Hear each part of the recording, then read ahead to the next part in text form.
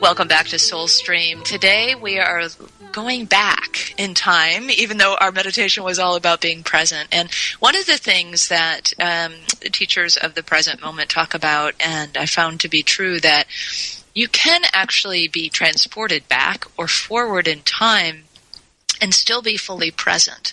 It's really just about being present to the experience of the moment and then the presence of spirit that is there in that moment. So not to confuse with this historical week that we're talking about the first Parliament in 1893.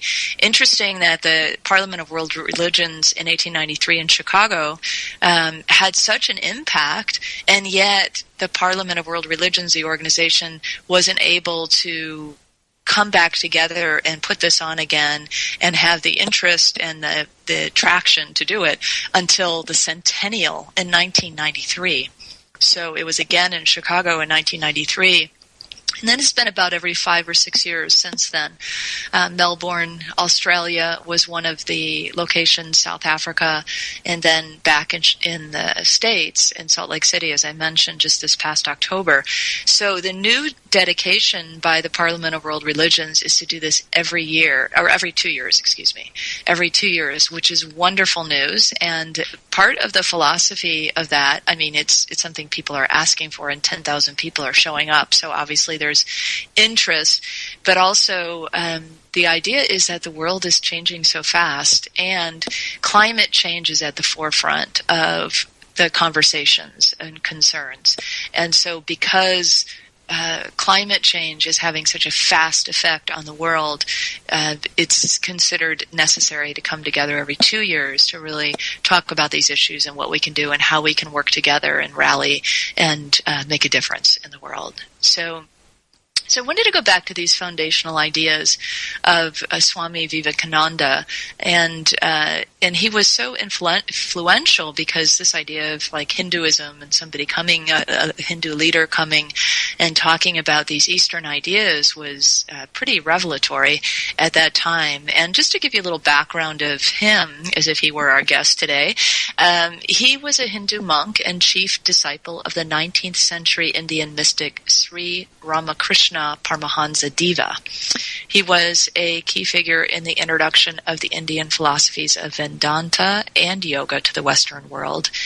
And he's credited with raising interfaith awareness, bringing Hinduism, as I mentioned, to the status of a major world religion during the late 19th century. So that speech he gave, we're actually going to listen to his actual words and that actual speech. The recording, of course, is not great. It's from 1893, but I can kind of fill in some of the things he's saying at that welcome address.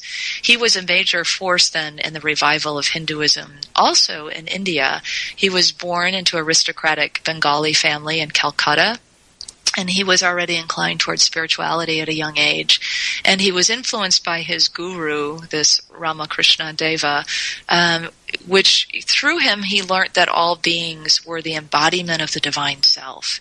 So that sounds familiar, I think, to our New Thought teachings.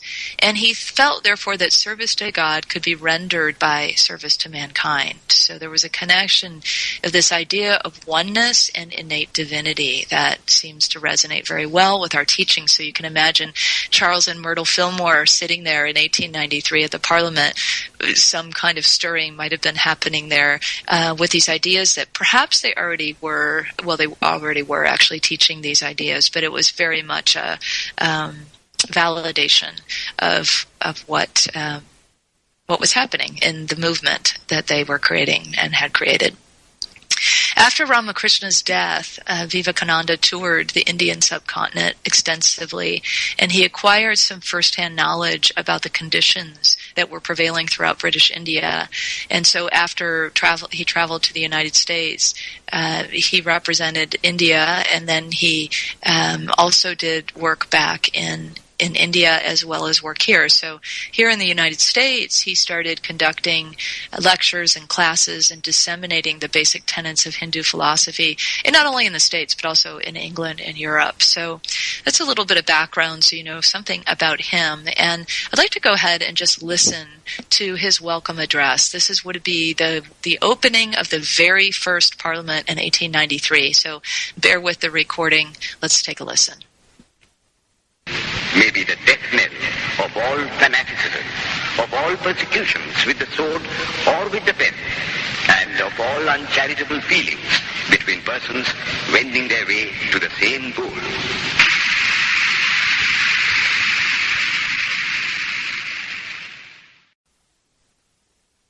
All right, that was the welcome address at the Parliament of World Religions. Interestingly, it was done on September 11th, 1893 in Chicago.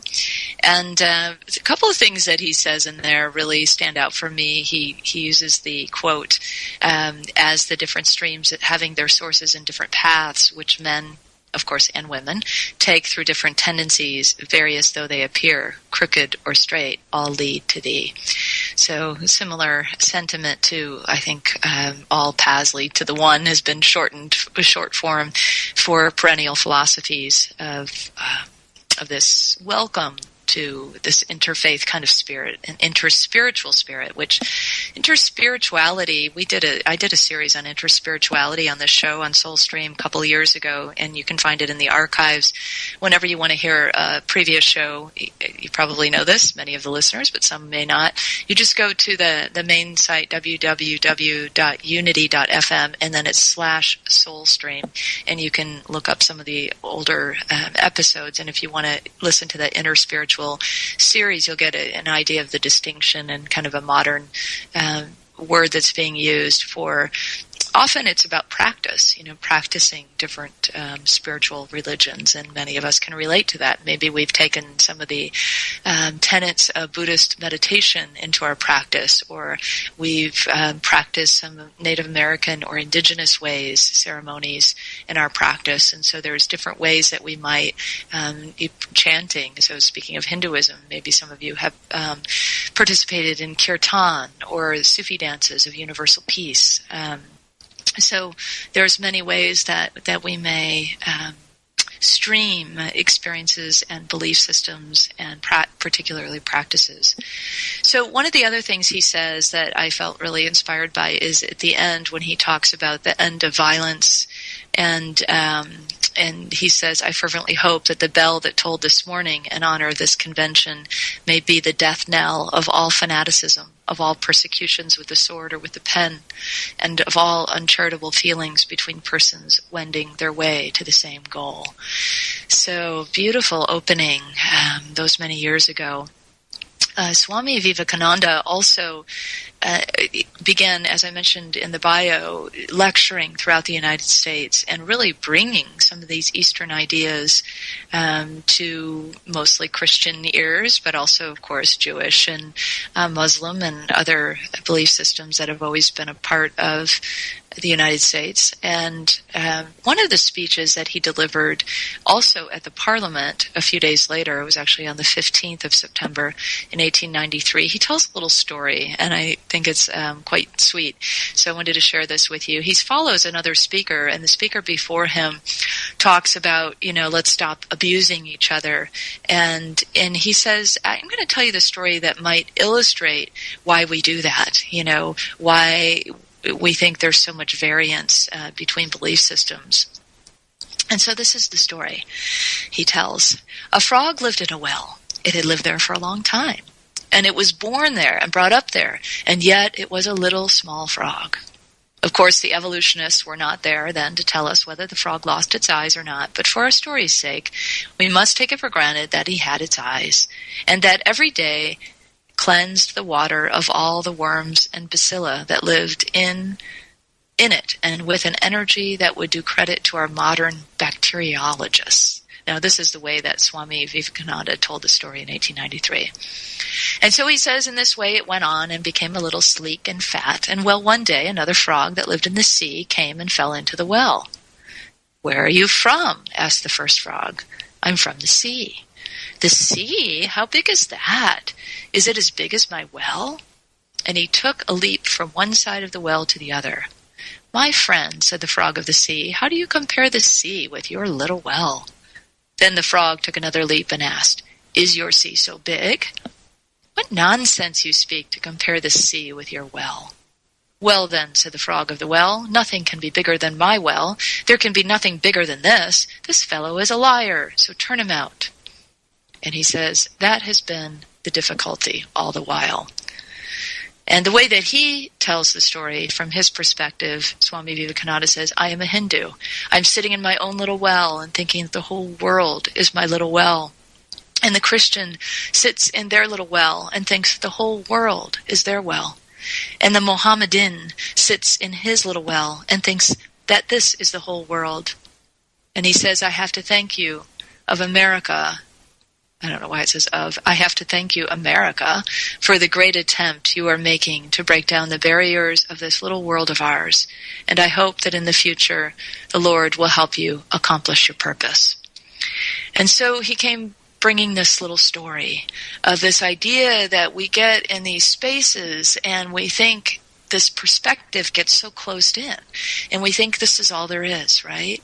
This is the idea of, today we would say, very fundamentalist idealism that says, my way is the way.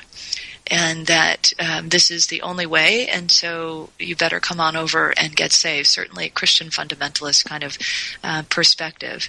And so for a Christian fundamentalist to come into the participation of interfaith activity, it can be very powerful to break down some of these walls and to begin to see that people from all around the world, wherever we are born, we may be born into a religious tradition because it is the tradition of our family, it is the tradition of our country, or that region of our country with people of like mind, but also how powerful it is to come together with people who may not be of like mind in terms of their belief system, but they are of open mind, willingness to sit and to talk and to care about hearing what the heart of your own faith is and what some of your practices are and what they might actually be able to experience firsthand.